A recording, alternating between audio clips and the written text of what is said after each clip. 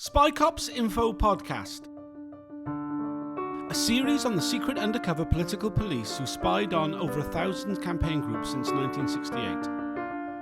Hashtag SpyCopsPod. Episode 14, in conversation with Ben and Kate Wilson. Hello and welcome to the Spy Cops Info podcast. This evening we are me, Kate, and Ben. And we're both core participants in the public inquiry, and we have invited our neighbour Brian over to ask us about Spy Cops and the undercover policing inquiry and the issues around it. Public inquiry kind of dumps thousands and thousands of pages of incomprehensible documents and then does a load of witness statements and then goes away again for a year and a half. We felt like the story has been told over and over and over again. Right. And so it's quite hard for us to know what's interesting also because the information that we've got keeps adding up, and it's very difficult to get people up to speed from not knowing very much about it to having an idea of everything that's happened. Trying to introduce yourself. Yeah, I grew up in South London, went to state school and then to Oxford University and got involved in political campaigning at Oxford because there's a big immigration detention centre there, where they just lock people up. I think the first 165 people locked up in it was a plane load of people from Jamaica who came to visit their families for Christmas, and the government went, got a empty detention centre, let's try it out, and they just detained an entire plane load of people. So anyway, I arrived in Oxford in 1996, and there was a campaign going on. We did demos up there every month. My parents were politically active, but not the kind of, I guess, radical direct action politics that I got involved in. They were Labour Party activists, CND. They used to be taken to die-ins in the park or hold hands around Aldermaston and that sort of thing. Very good. So I kind of grew up around left-wing politics. That's you. Yeah, my mother was a teacher. My father was a public servant, worked in the Treasury, I think. Very much a middle-class family. I don't remember being interested in politics, but at some stage I noticed French nuclear testing going on and the Ken Saro-Wiwa about to be murdered on the behest of Shell, and got vaguely involved in boycotting things and whatever. And at some stage being a vegetarian became more political as I progressed to veganism and started doing hunt sabotage. Early 90s, mid 90s, just in time for the 94 Criminal Justice Act, which did a very good job of radicalising large numbers of people who had been doing their thing and were suddenly part of a group that was being criminalised, be it hunt saboteurs in my case, or squatters, or ravers, free party scene, or travellers, a whole bunch of people suddenly finding themselves being criminalised and uniting. But almost instantly, I didn't know it at the time obviously, but almost instantly when I got involved in hunt sabotage, I was in the presence of an undercover cop and arrested with an undercover cop, and it was 25 years later that I find out that. The scale of the Spy Cops was kind of shocked me actually when I started looking at that. It seems a huge effort. One of the big things about it is it's all very secret, and there's this undercover policing inquiry that's going on that is supposed to be looking into undercover policing, like the terms of reference are looking into undercover policing from 1968 to 2014, I think. But they've kind of, I think possibly even the people who set up the undercover policing inquiry weren't really aware of the scale of it. So we're only talking about two units that were working undercover, spying on political protest, left-wing political protest. So there's all kinds of other. I mean, when people think about undercover policing, the first things that they think of and the first things that the police will talk about is child pornography, it's terrorism, and it's organised crime and criminal gangs. But that's not what we're talking about. And that's not what those departments did. Those departments did none of that. That was not. They were only spying on, and I don't know the exact figures, but I think it's we're talking to a couple 50 of hundred. years. Yeah. Is the what's being looked at by the public inquiry for just those two departments, the SDS and the MPOIU, spanning 50 years. So I mean, so far we know that they spied on around 1,000 different political groups. That's what the inquiry has said. We know about 200, 250 of those, and 3 of them were right wing. All of the rest were on the left, and they include really mainstream organisations like and serving MPs. I mean, anybody on the left, and they weren't. They specifically weren't investigating crime. Yeah. They were gathering intelligence, and they would actually let crimes happen, and because it or arguably even encourage crimes to happen. And we have absolutely no doubt from our own experiences that there was an element of agent provocateur going on. There are examples which amongst animal rights of undercover police officers taking part in arson attacks, in which, from the number of people involved and the number of fires started, it's almost certain that one of those officers was starting fires. Started a fire. Yeah. Who was running this? Who was controlling this? And this is one that I want to get into. Whatever. Is there any oversight? What we know is that the top police knew about the existence of the SDS and would visit the safe houses and occasionally to be informed about what was going on. So definitely within the police force, it was known about to the top. To what degree ministers knew, we know that it's pretty clear that early on, the ministers, like the Home Office, was signing off on it. They knew it was happening. We know less later on. So basically, there's the original unit, which we're calling the SDS. They go through this like alphabet soup of name changing, but primarily it's the SDS and the MPOIU. The SDS is a Special Demonstration Squad, and they were set up in 1968 after the Grosvenor Square anti-Vietnam riots. And some bright spark in the Metropolitan Police said, give me a handful of officers and a budget and I'll make sure that never happens again. And basically sent people in.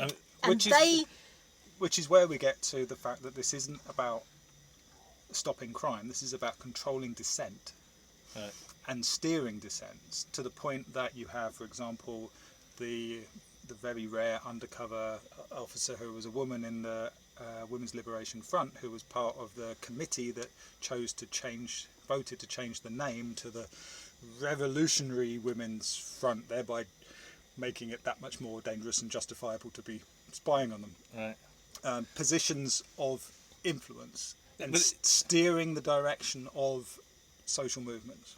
This idea that we're only seeing this tiny little bit about these 2 units from within the police. What we know of the SDS from the public inquiry is that virtually all their reports were handed straight up to MI5. Right. There's a little tick box that said centre box. Box 500, that was MI5. And we don't know what we were doing, we're just seeing a little bit. What we are seeing, though, is the state spying on citizens. Not just spying, no, they're manipulating political progress. They're manipulating our democratic rights to organise and to dissent. What's the legal basis for this in the UK? This is where the changeover between the SDS and the MPOIU is kind of interesting, because when the SDS were operating, I'm not sure there was. We didn't have a Human Rights Act. Any legal basis for it, and the MPOIU comes into play in 2000. At the same time as the Human Rights Act and the Regulation of Investigatory Powers Act, and then suddenly there is. I mean, this impacted other countries. I know there was. Absolutely. It's been reported in the Republic of Ireland that there were spy cops. The public inquiry into undercover policing is very, very specific. It says it is an inquiry into undercover policing conducted by police forces of England and Wales in England and Wales. So, for example, Mark, who was my partner and an undercover cop, Mark and I went to Dublin. But the investigation into wrongdoing by Mark in that time ends when we cross the border in the Republic of Ireland. The Irish government at the time put out a very short statement saying that yes, there were spy cops in the Republic of Ireland, but they were only spying on British activists who had travelled to Ireland. That's not true. Yes. We know that's not true. We now have evidence. If you had a pint with 5 people in a pub and took notes. Mark went to a number of events in the Republic of Ireland, including the protests against Bush's visit at Shannon Airport and the Dublin May Day 2004 protests, and he was there quite a lot. He also did a speaker tour of Ireland, encouraging Irish people to come to the G8 summit protests in the UK. So, which he organised and bankrolled. Iceland did a tour of Europe, encouraging people to go and do direct action in Iceland. He went there at least once and was involved in direct action, including sabotage to a vehicle. Do we know, do other countries participate in this sort of activity? So Germany sent a number of undercover cops to the UK, and the UK also sent undercover cops to Germany around the G8 summit protests. Informed or uninformed, or neither side? It was a cooperative thing. They're cooperative things. So there's a European task force of police forces that get together and cooperate on undercover policing, and also things like GPS trackers on people's cars. There's a kind of information sharing. Not sure how that's going to work post Brexit, I have to say, but because the UK is basically a leading police force on undercover policing and intelligence gathering. So yes, other countries send undercover police to places and have undercover police, but Britain was, I don't know if they still are, but they certainly were contracting out undercover police to go to events in Europe. And we do training and all kinds of stuff for oppressive regimes all over the world. I mean, yeah, it's a specialty.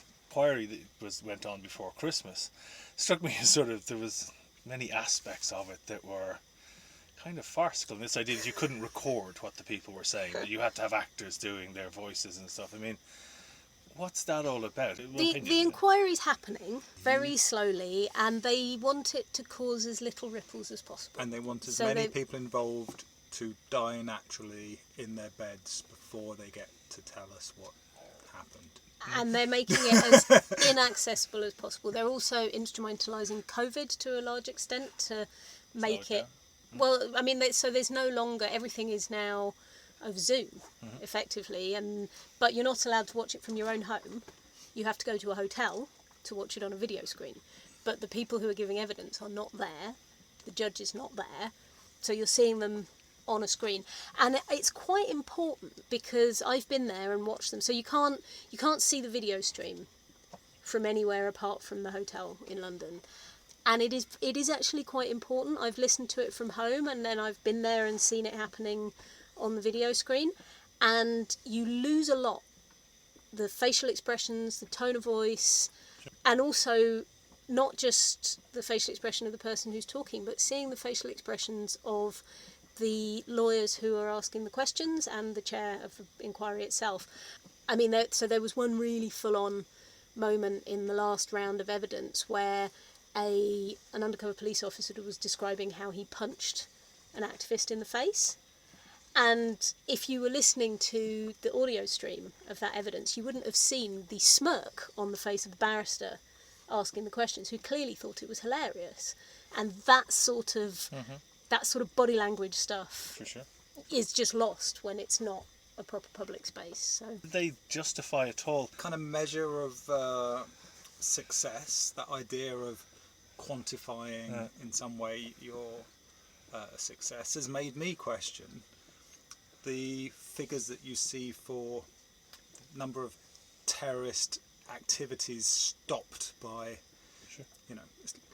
we've stopped 10,000 terror attacks this year or whatever. It's like, but what does that actually mean? What does that? What?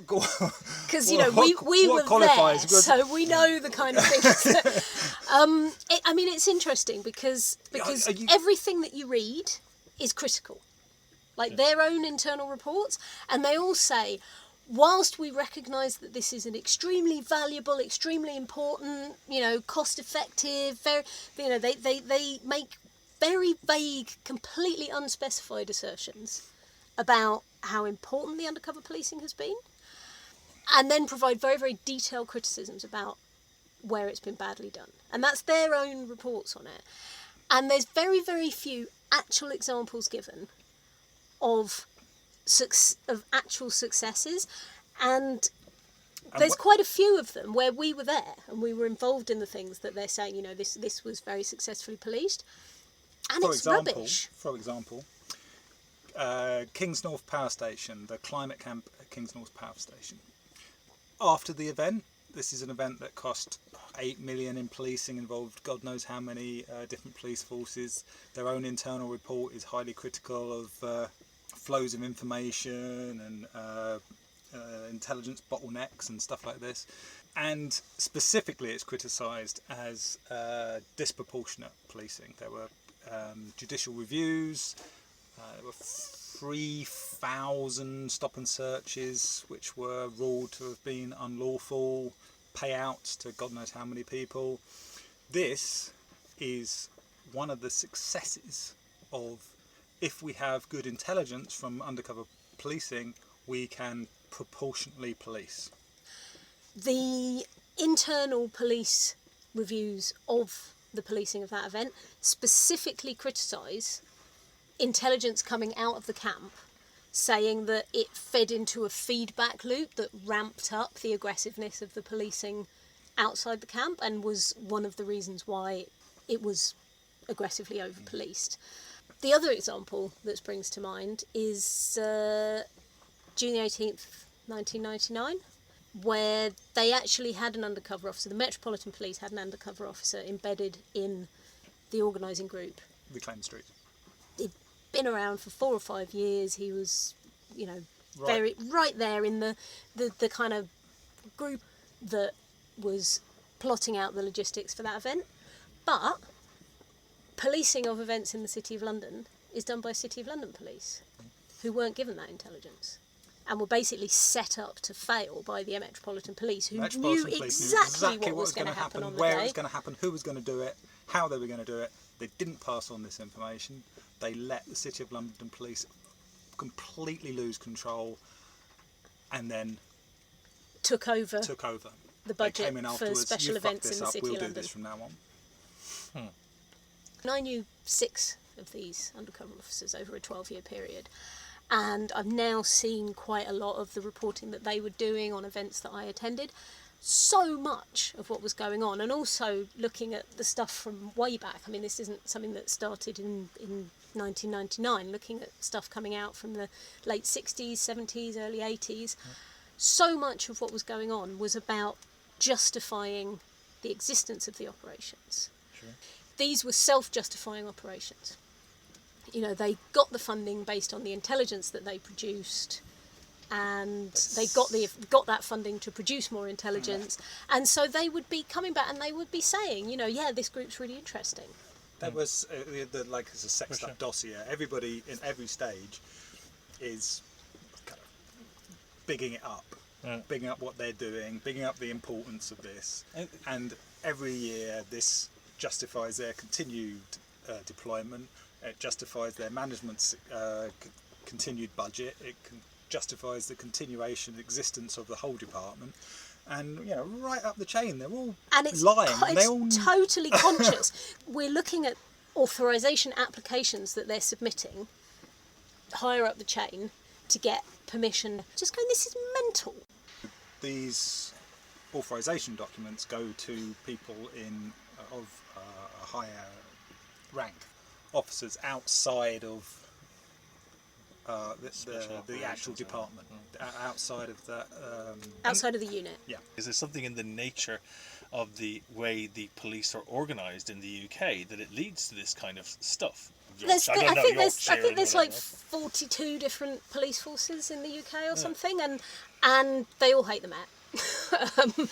And I think so. The UK does not have a national police force. Yeah. It has a number of local police forces, but the London Metropolitan Police is the national police force that it doesn't have. It's recourse to sort of international human rights court. The issue with the International Human Rights Court, well, the European Human Rights Courts, is that in order to take a case to the International Human Rights Court, you have to have exhausted all national legal recourse that you have. So I've taken the human rights claim to the IPT. Initially, the Investigatory Powers Tribunal in the UK is basically the court. It's kind of a weird, shadowy department of the Home Office that's a tribunal that hears cases of human rights abuses committed by the secret state. And I had to take my case there because otherwise I couldn't go to Strasbourg. Because I wouldn't have gone through all the legal recourse. As it happens, we took the case to the Investigatory Powers Tribunal, and it looks like we're going to win it, which means we still can't go to the internet because we won. Where, like, if you have received justice already. So there was a group of women who took the Spy Cops undercover relationships to CEDAW, which is the United Nations Convention for the Elimination of Discrimination Against Women. They were told that because they had already been to court in the UK and had received compensation, that they no longer had victim status and that the CEDAW therefore wouldn't consider their claim.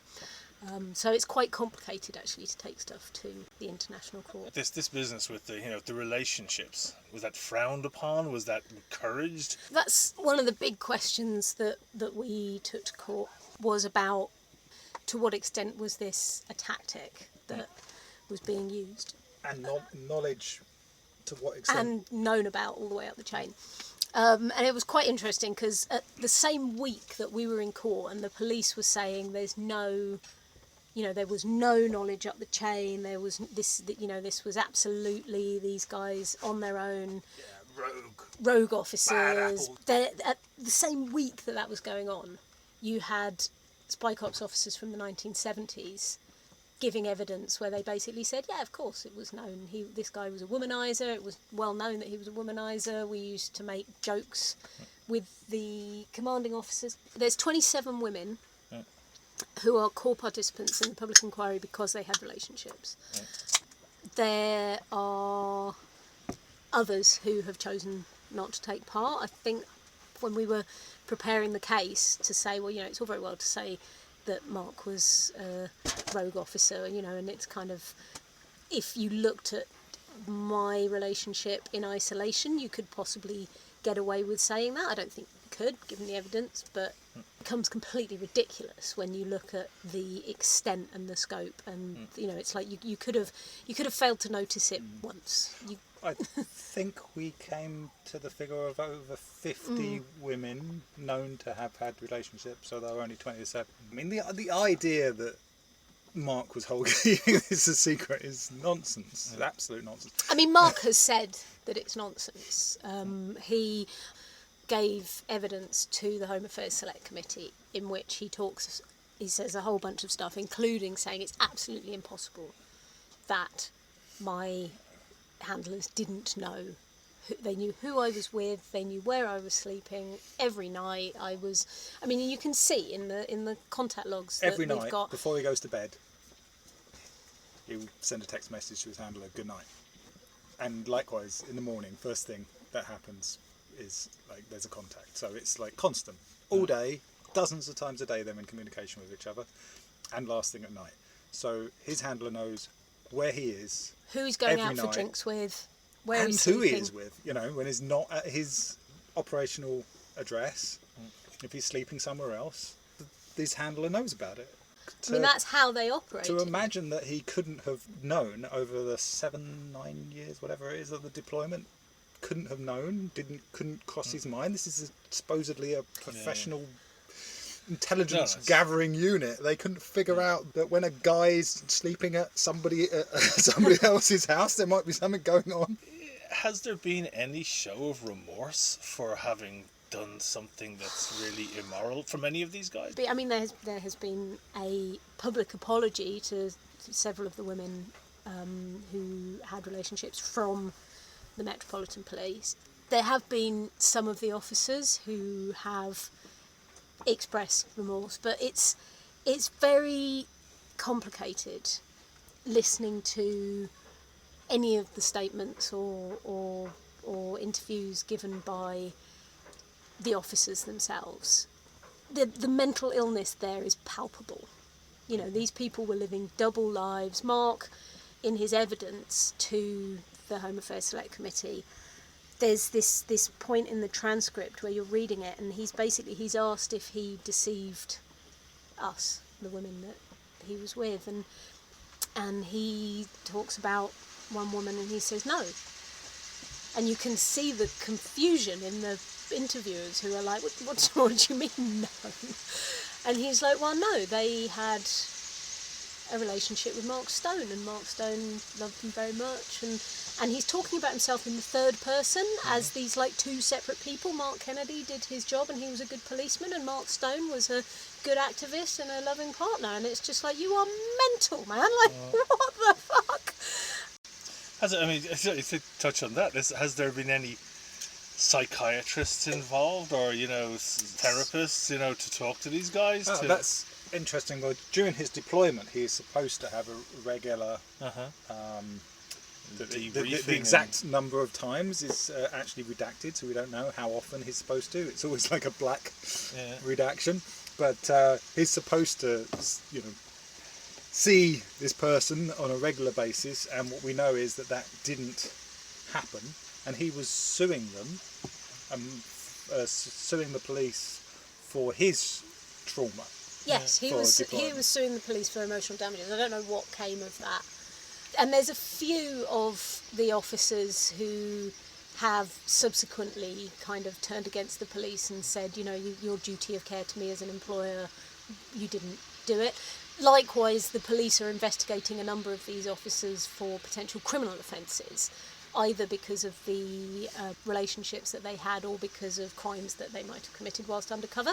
Like, it's not necessarily an easy relationship, and in the public inquiry, some of these officers are represented by the police legal team, but most of them have their own lawyers.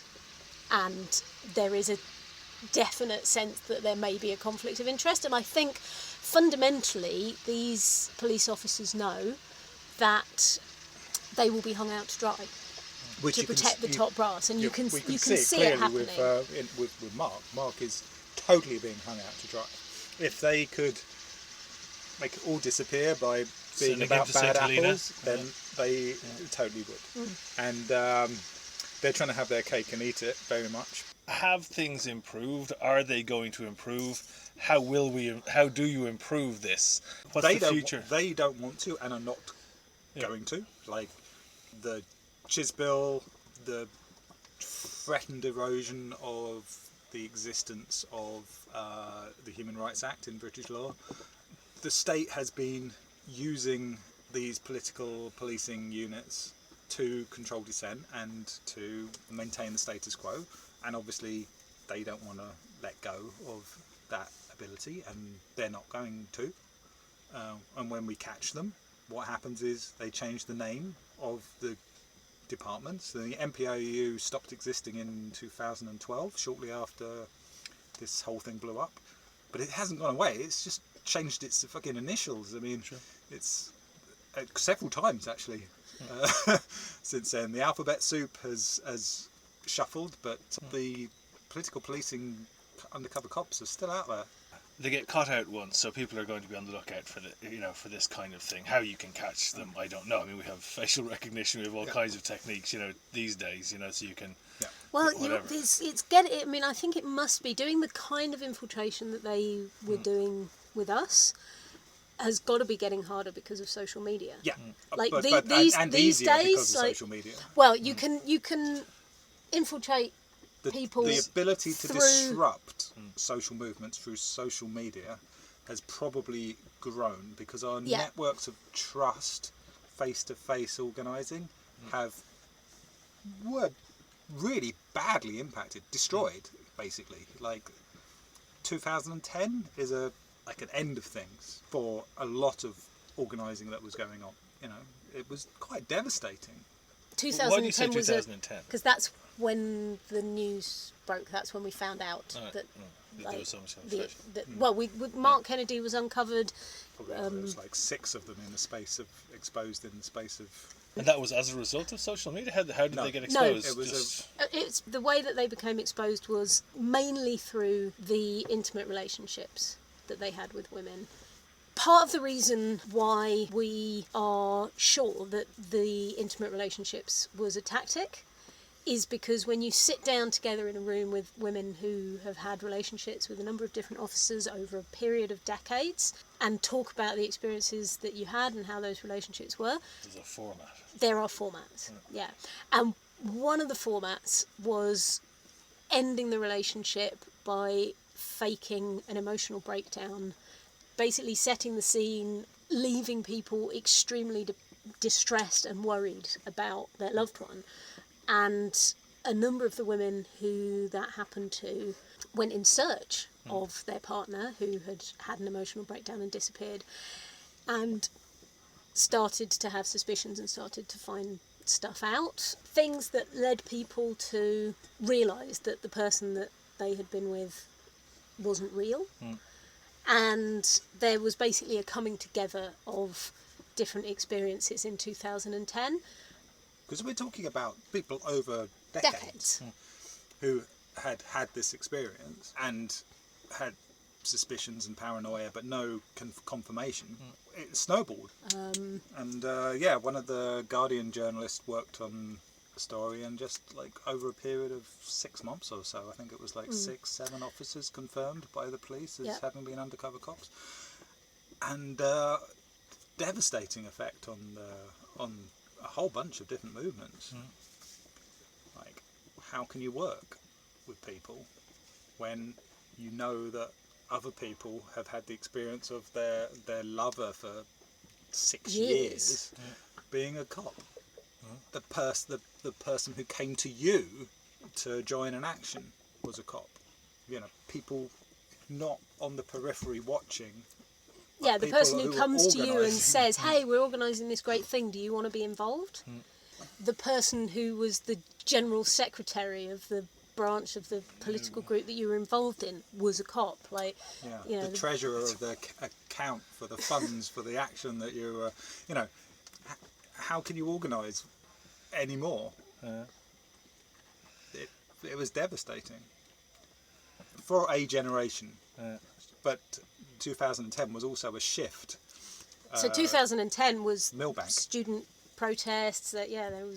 But there was a real generational gap.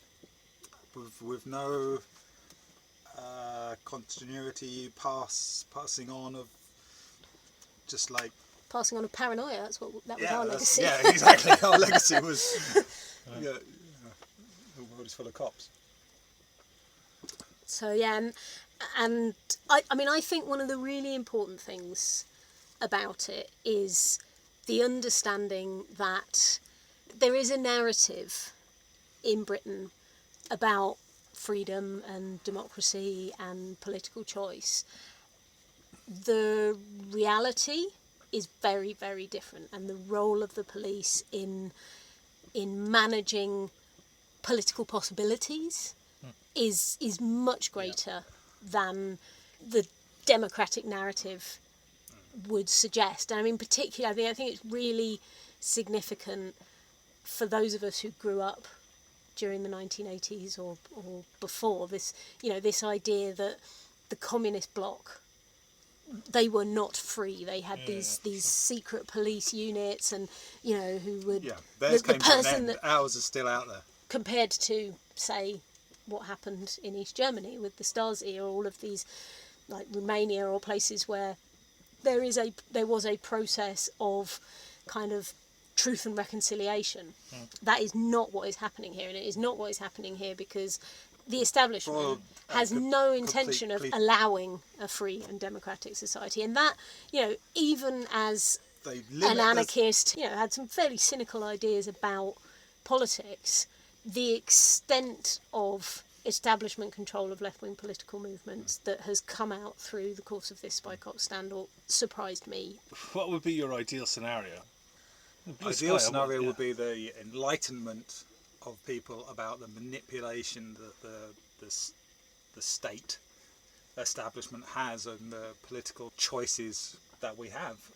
Our involvement and options and scope for getting involved, directing our own lives, which is invisible to us. And it's quite hard to talk about this stuff without sounding like a tin hat mentalist. Yes. But if you just take a really clear example, climate camp, the police were targeting that. It was a very, very high priority target for the police, was to disrupt and undermine campaigning around climate change, which is now killing hundreds of people across Europe, like the flooding, the fires. It was a priority for the Metropolitan Police to undermine people who were campaigning on that issue. Now, they're not scientists and they're not policymakers, but they had and they are only one element of... Where did that order come from? Where did that idea come from? Is that just a systemic... The key issue is mission creep. Quite small people. People kind of think James Bond, romance, spying. No, petty bureaucrats. You're talking petty bureaucrats who want to keep their jobs. They have quite a cushy thing set up and they have very, very broad remit. They were sent in on fishing expeditions. They weren't sent in to investigate crime. They were sent in to gather intelligence, and by a fairly arbitrary set of criteria, the better intelligence they were getting, the more secure their job would be. That is what they are working towards. The language gets sexed up as it gets passed up the chain. Take that intelligence and make this group seem more interesting, make our jobs seem more important, and so you get this mission creep. You've got the people who are just like bigging up their job and bigging up their importance and getting continuation of their funding and their department. That's a civil service. Yeah, you get all that. Yeah. But somebody's signing off on this, and those people are being rewarded a lot of money. The whole kind of revolving door. Yes. Between exactly police and coming from the police and going into the corporate world.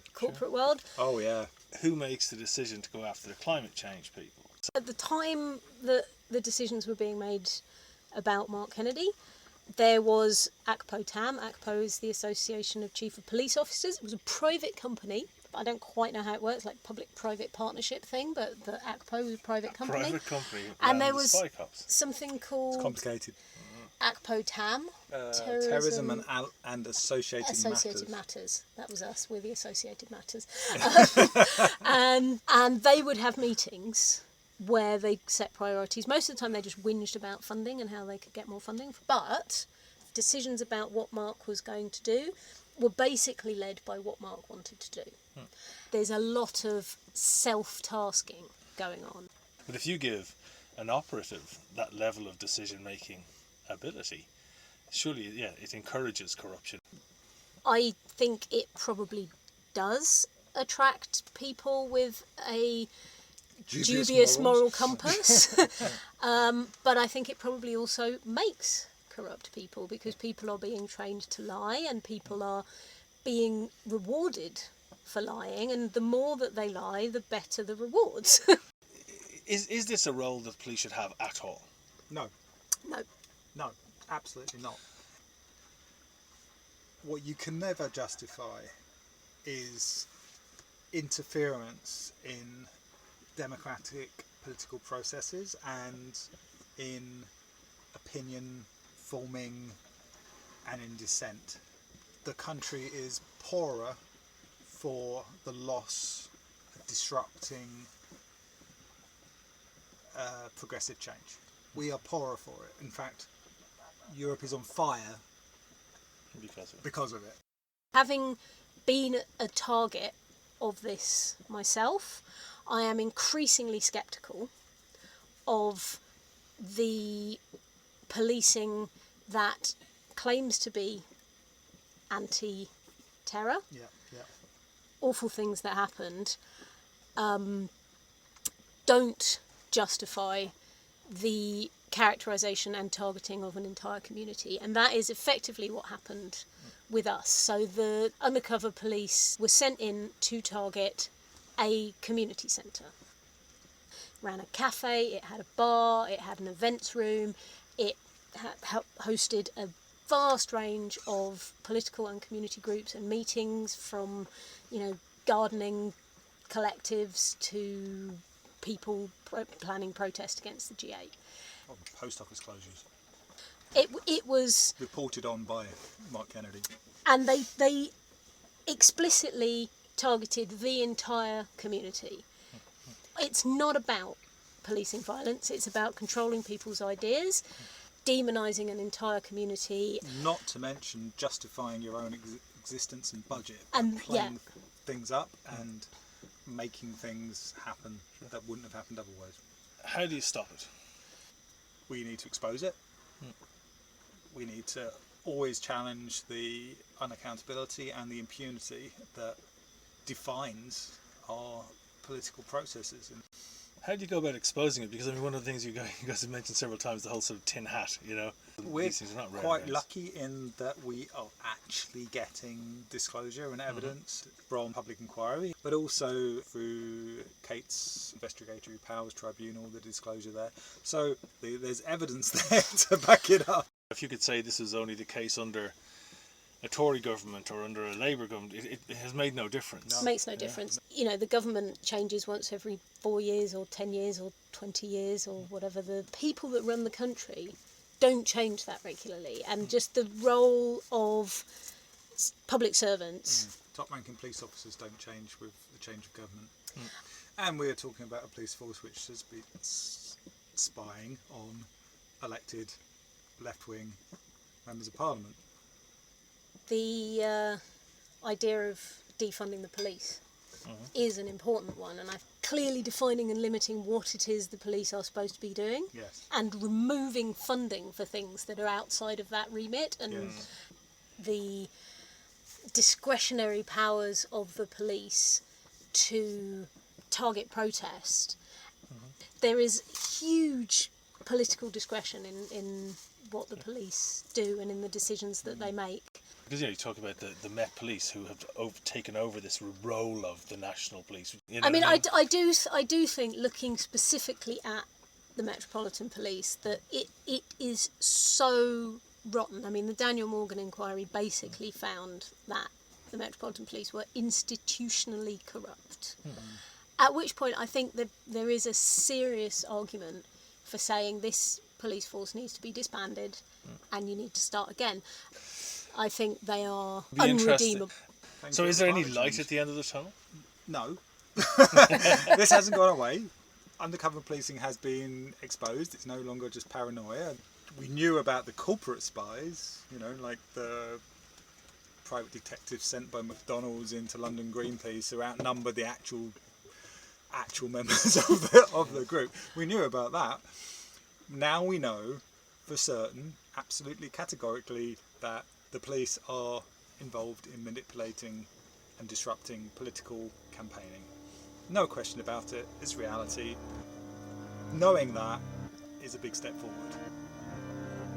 With that information, people will find new ways forward. It's an ongoing battle. It's an everlasting struggle. They're not going to stop. What we do is open up political space. Check out spycops.info